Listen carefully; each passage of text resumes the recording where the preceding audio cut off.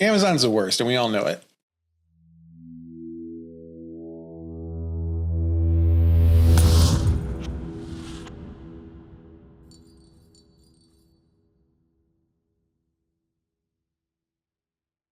So what should we talk about Man, I do want to talk about Amazon and the attitudes toward Amazon. It's kind of I don't know if that's like a fun way to start, but that's one thing I want to talk about tonight. Is there new stuff? Well, sort of. On my end, there is. So I guess I'll just get into it. So I'm going to start with this. Amazon's the worst, and we all know it. And, when we started writing and publishing, indie author was like a bad term, right? And it was like, you're self-published. No, thank you. And in the last decade or decade and a half, it really has evolved quite a lot to the point where now there's certainly some people I'm sure who are still like, no thanks. But there is a whole big reader community of people who are like, I only read indie authors, or I want to support especially indie authors. And there's a big bookseller community that says, we'll carry the big ones, but we have this whole section for indies and we love indies. We really want to support indies. That's our whole mission. So it's become really incredible. And so part of this is people are kind of standing up in their own way against Amazon, which I am all for. I'm not a particular fan of Amazon other than the fact that they are the biggest marketplace. They have the easiest tools, and it's a very easy process to get everything up there. And you're kind of, it's this golden handcuff situation for writers a lot of times. But it's really fun to see booksellers and readers get in on board the whole, like, let's break away from Amazon a bit and do some indie stuff. However, what I've come up against recently, now that I'm kind of getting back into the marketing of everything, I've been reaching out to local and regional independent bookstores, trying to get my books on the shelves. I'm a local author, do talks, all these great things. And they have their whole sections of local authors, which is really wonderful. They support them. And the trend I'm seeing there now is we won't carry your books, though, if you have them even printed by Amazon. They're a nemesis for the indies as well. Yes. I see. So, and I understand why they would say that, right? Like we're anti-Amazon, and I understand that completely. But printing is a really challenging space for a lot of people, me included, until pretty recently. The idea of going to a separate printer is definitely better, but usually you have to do higher quantities, and that's prohibitive for a lot of indie authors. And so what do? Well, you go to Amazon, where you could order one book if you want, and it's $4 or whatever, and it's something you can afford. It's part of that golden handcuff situation, but it's the only workable way for a lot of indies to get things printed. And so if you're a bookseller and you're saying, actually, that touches Amazon, so we're not going to host you. Now it's like this horseshoe effect where we've gone all the way around back to we hate Amazon so much that we're hurting indie authors because of it. I don't like that. I don't have anything else to say about that, really. I don't have a solution in mind, but I hate it. I don't like it. No, and this is the first time hearing of it. So that is, I was in indie bookstores a while back. Most of them have been run out of the DFW area. So I haven't made a big effort to do that, but that's interesting. I do see their point. Obviously you're helping the competitor, and the competitor in that case can be very, very mean to independent places. Yeah. A couple of options we spoke today, because you're starting to get to a point where, hopefully you're going to need those bigger quantities because you're signing everything yourself and sending them out, sending books from your store. I will say for you, if people order from your store, they can get signed copies of your books, and you will inscribe them and send them out. I will. So we were talking today, like, yeah, you could definitely work with a local printer, but you do have to have the quantities do have to be a little more substantial to get that down to a manageable price. The other option that might be, we just started for our international sales. There's a group called Book Vault. And we just started with them a couple of days ago, where I have a lot of readers in Australia and UK and even Canada, and shipping outside of this country is insane. Unbelievable. I mean, you can ship media mail from Dallas to Niagara Falls, United States for $4. And if you want to ship it to Niagara Falls, Canada, it's 30. I mean, or more for a single book. It's crazy. So Book Vault is this new option that we're using where readers in Canada order and the books are printed by Book Vault and shipped to them. So it is a print on demand like Amazon.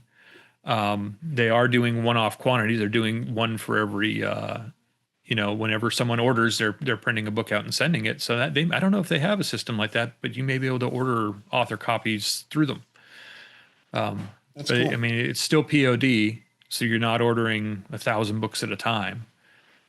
Man, that is frustrating because I mean, like to get any kind of deal on books, you have to order them 1,000 at a time. Like I don't have room to store that at the house. No, you don't have room to keep an inventory of thousands of books. So, right. And I'm in a townhouse right now. I don't know where I'm going to keep an order of 100 books. You just put a blanket over it and have the kids sleep on the boxes. Yeah. Yeah. They'll love that. Or you lose the bed. The big girl bed's gone. Here's a pile of daddy's books. Mm-hmm. But if you hit the streets, kids, and you sell these books, then we can buy you a real nice bed next time. Real nice one. We all need goals. Mm-hmm. Yeah. I'm looking at the Book Vault website now. This looks great. It's been good for us for that reason. We turned it on even just Monday. We've had several orders already. It's been great. Nice. Yeah, that international shipping that's a whole it's related brutal and separate problem, but it's so brutal.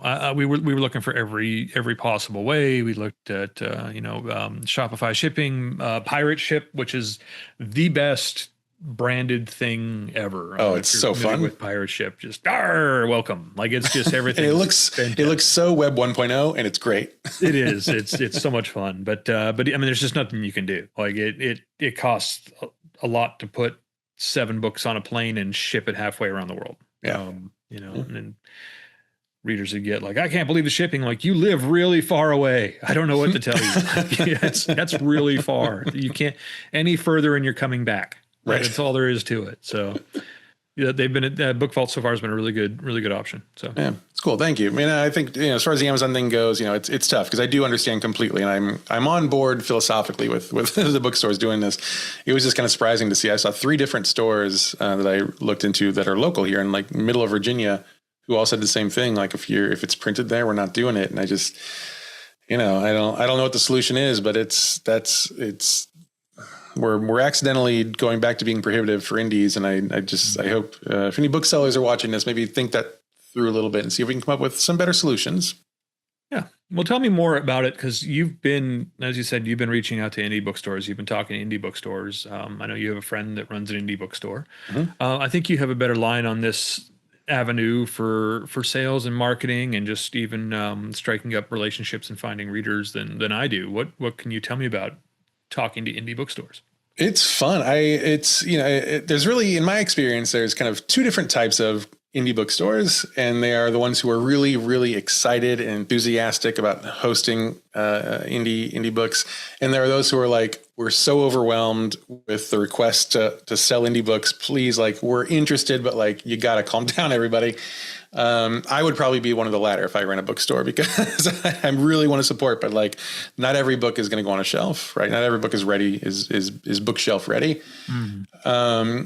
So it's interesting. Everyone kind of has their own system, but what I have found is most indie bookstores will do consignment, which is where they'll put your books on the shelf. First, they'll go through an approval process. They'll look at it, make sure it looks like a book that should be on a shelf. And I think it's safe to say that at this point, from what I've seen in the last year, a lot of self-published books are now finally like looking really good. Like people are doing a really good job with them. When we started, that was not the case. No. There's some exceptions, but for the most part, I think people understand the cover has to look good. I mean, yeah. Has to look professional. Yeah. So I think that's happening a lot more now than it used to. So that's great. So I think, that's an easier threshold to hit, but it is worth noting, if you're writing and you're new to the game and you want to sell in bookstores or you want to sell anywhere really, like it's worth the money and time to make your books look really good and look like they belong on a bookstore shelf.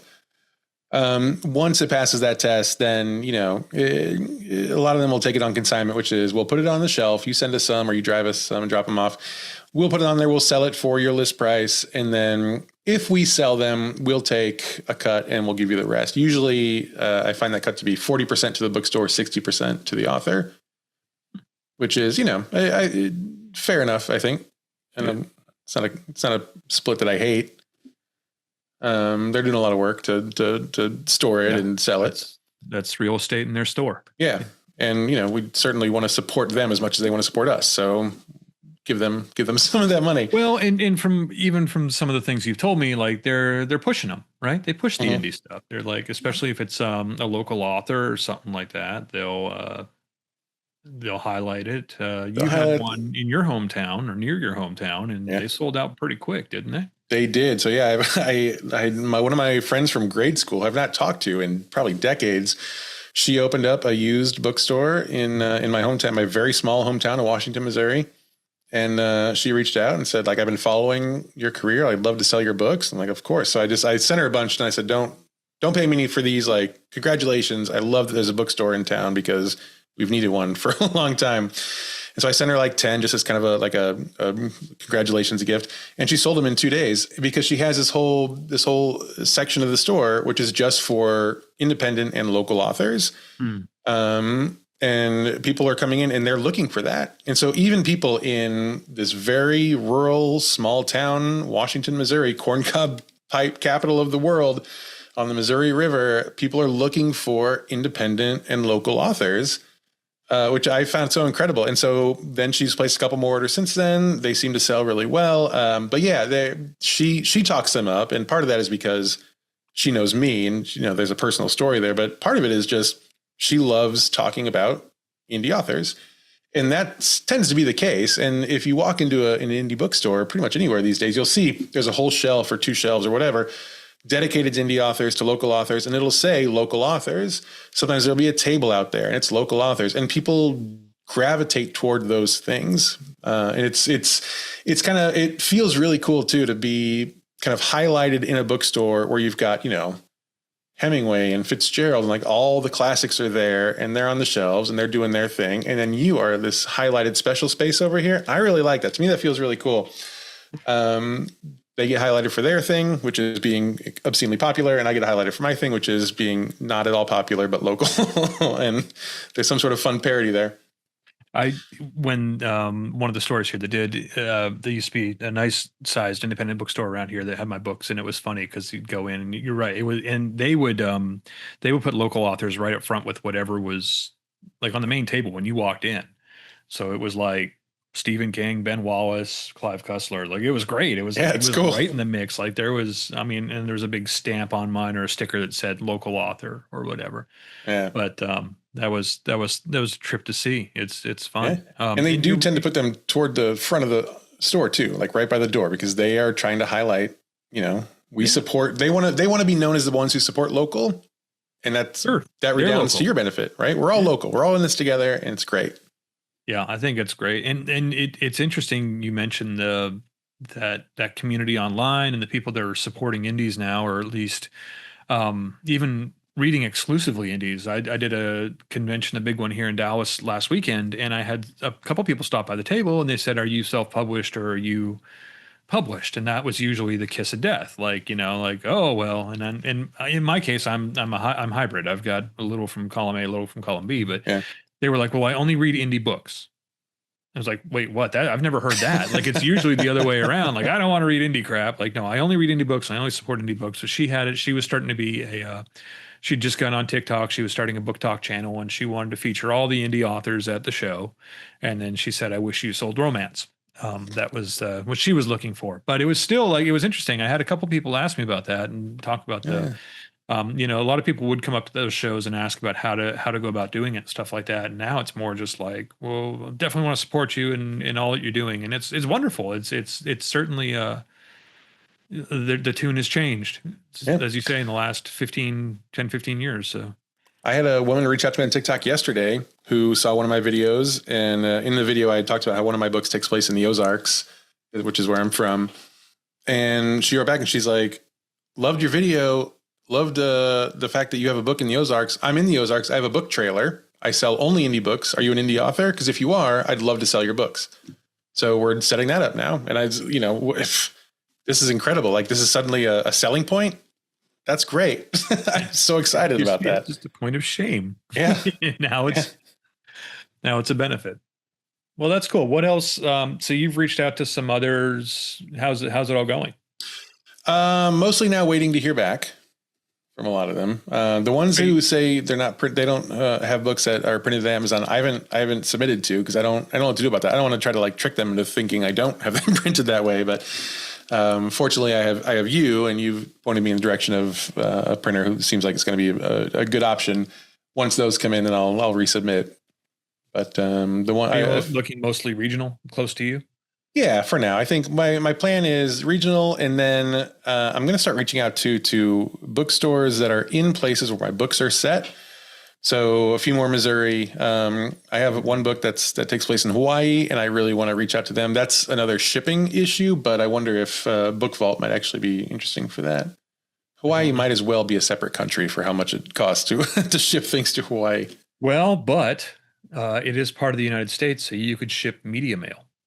Oh, that's true. And you can ship medium as long as you're shipping a book and just a book. Yeah. It can be hundreds of books. That's true. It is the media mail rates aren't limited by size or anything like that. Or nice. All right. Yeah. So the wheels are turning. So I think if you have ties to a place, whether it's your own personal ties or your book is tied to that place, I think that's a great way in. And all you can do is reach out and be kind and polite and grateful and say, here's my book. I'd love to have your consideration. I'm happy to send you a sample if you want to check it out, and let me know what you think.